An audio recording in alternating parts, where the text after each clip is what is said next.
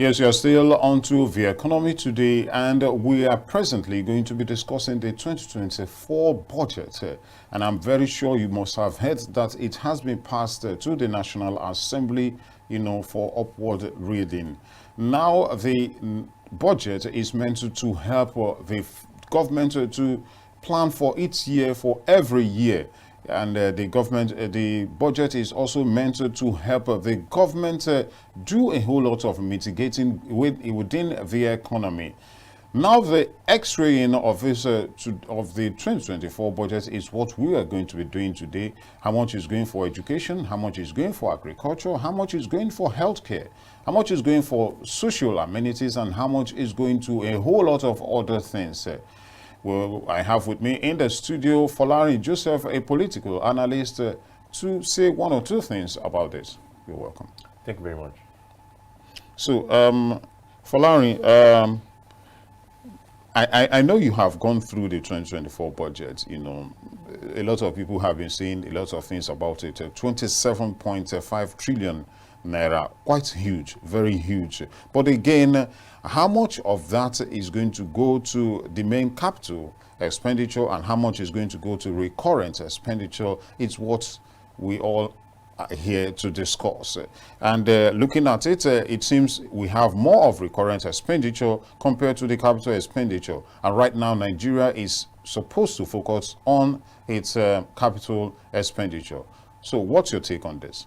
Yeah, thank you very much once again. And the 2024 budget, like we all know, budget is their estimates of government targets, for a period of a year, and then being presented to the National Assembly for review and for ministerial defense of their respective ministry, department, and agency. And when you look at the whole outlook of the budget, from the recurrent to the capital, the questions some of us will ask is that is this budget a clear departure from the previous budget you've seen? The answer is no, because when we look at it critically, with the capital expenditure taking over 8 trillion out of the available 25 trillion naira, so it raises questions that are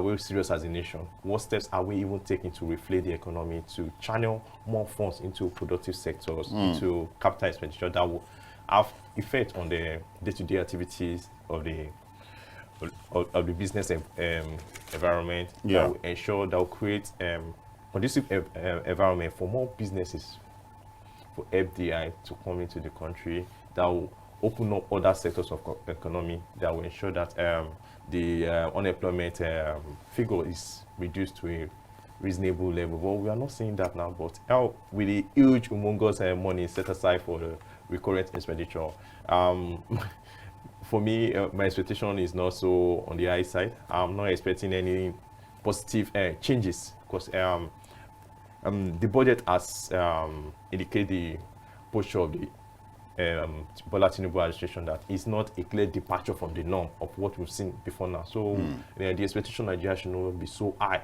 on this, on the willingness of the administration to fulfill its campaign promises, because we and I know that chunk of this recurrent expenditure is always on frivolities.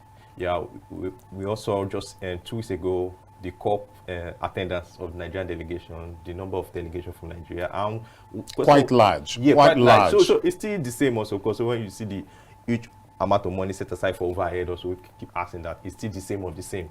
And despite assurances by Tinubu that it will cut costs on the cost of governance, we are not seeing that readiness from the figures put before the National Assembly. So for now, we need to manage our expectation on this budget. Most of the targeted revenue estimate now might not be even met. So what I'm looking at, we are even going to source for more funds to offset. About 8 trillion is going to be borrowed. Yeah, it could be more, because going by the benchmark set for the oil price, also average 78. But now, at the moment now, and the oil price now is averaging 74. So and it might go down also. And even for the past year, we are unable to meet our OPEC quota. the per quota was 1.8, and we did just less than 1.35.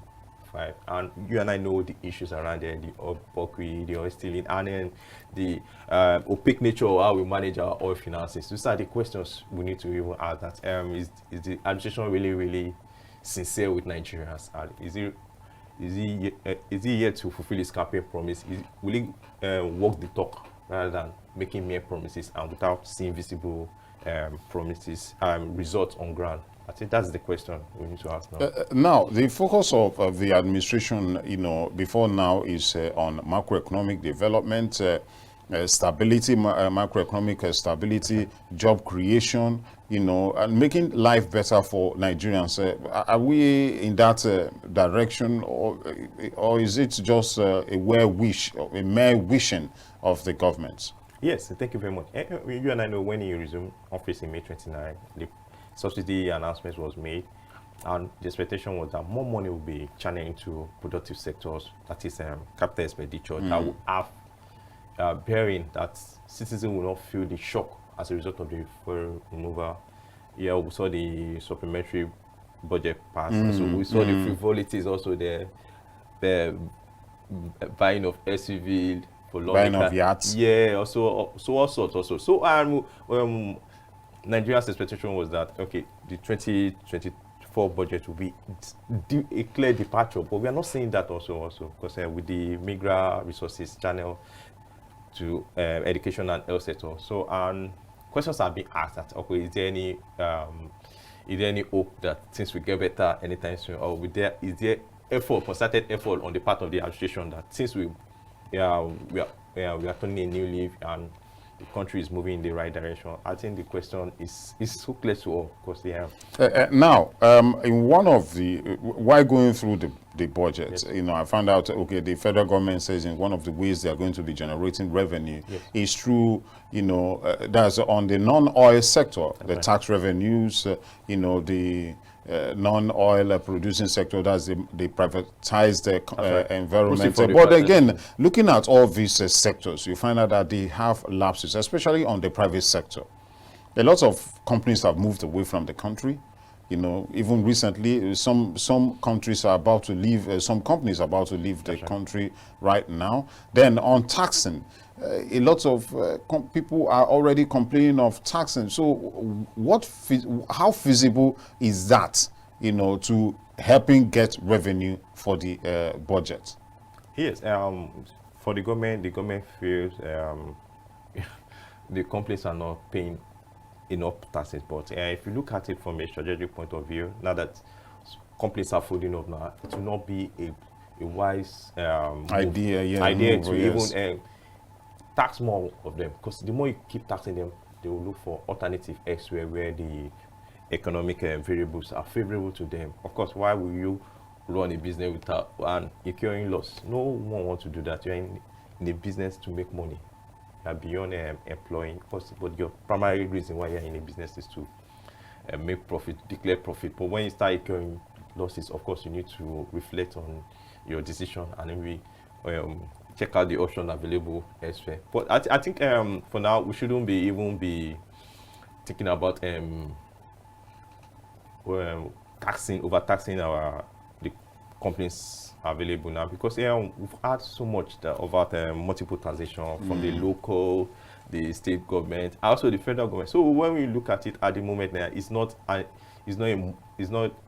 strategic move to even increase the taxes being paid by these people. All we need to do is that, okay, some of the companies who are underpaying, you can focus on them, and those who are trying to shortchange the system, okay, through technology, through automation of their end of the year output. Also, so we can look at that. But for those who are genuinely declaring their taxes and paying timely, of course, we should give them that cover. But of course, if we continue this way, there will be job losses. And now we are talking about how we can draw more people out of the unemployment ground. So I think there's a need for us to reflect on this action and see a way how we can make business blossom rather than closing up business. I'll come back to you, Folarin. Let's go for a very short break. I'm sounding a bit low because this is quite low. I'll go for a very short break and I'll be right back.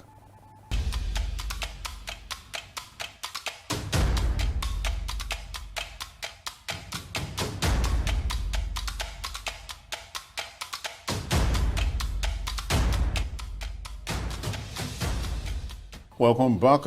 Is the second half of this interview focusing on the 2024 Nigerian budget.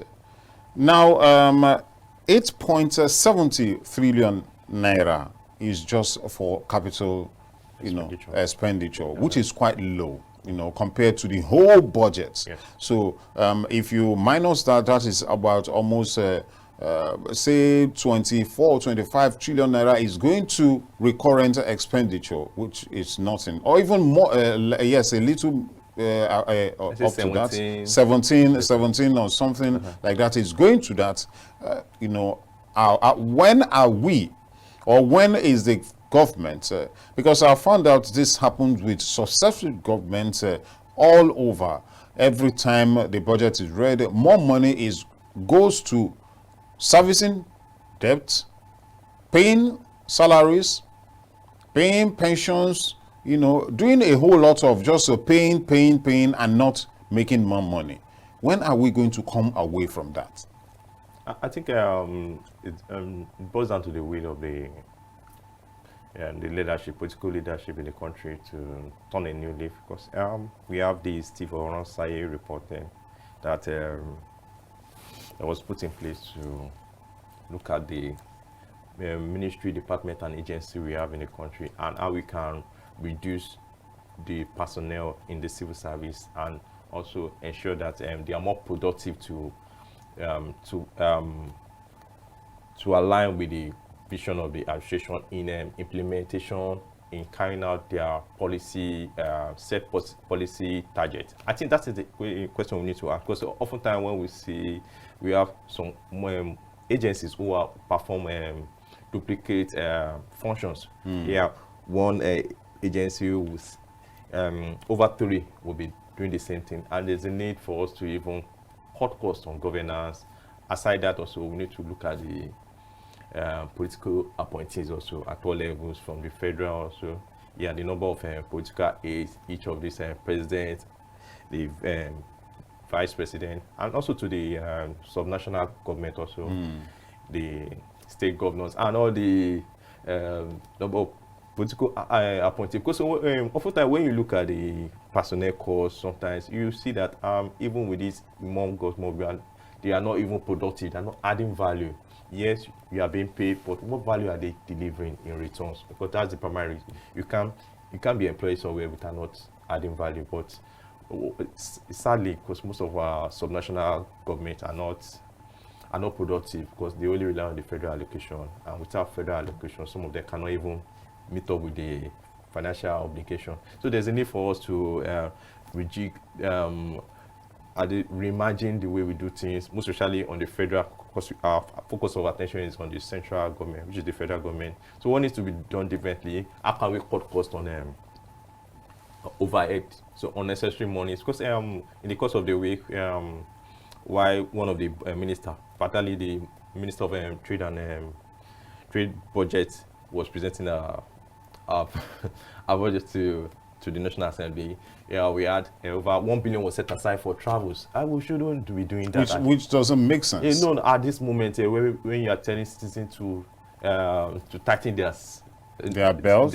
So what are the political leadership, the executive arm of government, what are they doing? What signals are they passing across to the citizens that, okay, we are doing things, we are trying to cut costs, we are trying to cut costs on foreign travel, foreign tours, foreign conferences, workshops, which have not added value to us, to the country over the years. So why should we continue there? So why can't we bring some of these resource persons down to Nigeria to minimize costs? But the excuses the minister was giving yesterday was not convincing enough, and that is for us ministry. How about other ministries? So we look at the way these funds are being channeled, because we need more funds in our education sector. Like you and I know, majority of Nigerians, we prefer to school outside the shores of Nigeria because the quality is dropping daily, because the best of the brains in our schools are leaving the shores of the country because they feel they are not well recognized, they are not well remunerated. So these are the issues we need to look at. We need to ensure that our primary healthcare system, our federal medical center, our teaching hospital are in good condition, that will ensure that citizens can seek health support in this, rather than pulling resources together, requesting for arms without not, just to meet up, just to ensure that they are well to do. Because an elderly person can only deliver value. If you are not elderly, you can't deliver value. So I want to ask you something. Sorry to cut you short there. You are more into finance and also a politician. And then I want to ask questions based on the campaign promises now, and manifestos. When politicians come to give out manifestos and say they are going to do this, this will happen. One of the promises that this administration did make is that they are going to be cutting down on all their cabinets, the merging some ministries together, and just having them streamlining them, thereby cutting down on cost. But the reverse is what we have seen so far. So what should people do regarding this? Because at the end of the day, the same promises is going to be made after 4 years. And after another 4 years, these same promises will come up again, that we are going to do this, we are going to do that, but the reverse is always the case. Yeah, I think it still boils down to the citizen, because citizens are not making demands. Of course, these people will make promises, and of course, you should be observing and closely calling their attention to their campaign promises. Like he rightly pointed out during his campaign, that 15% will be set aside for education, but education is getting less than 10% in this budget. Likewise on health also, health is getting less than 10%. So of course, it still boils down to the to citizens also to keep making demands and calling out these political leaders at all levels, to fulfill their campaign promises. You can't say one thing during campaign, and when you get to office, you turn around and drift from your campaign. But it shouldn't be. And if you cannot meet up with your campaign promises, the honorable thing to do is to tender the resignation and be honorable for once, because this is about the future of over 200 million Nigerians. So you can't play on their intelligence or trying to while fulfilling your lifetime ambition, and you take some steps that will take their living condition to the back level. We are in the festive period now. You just go around the country there, it doesn't look good for citizens that we're in a festive period. And it shouldn't be, and the government should be about the welfare of citizens, how you can raise the living standard of the populace, and how you can give them hope that things will get better, and through your actions. Of course, this looking at this budget, it doesn't raise any hope that it's still the same. Things are not getting better any soon, because a ministry setting aside 1 billion naira for foreign tours doesn't make sense to some of us. So what value will that add to the country as a whole?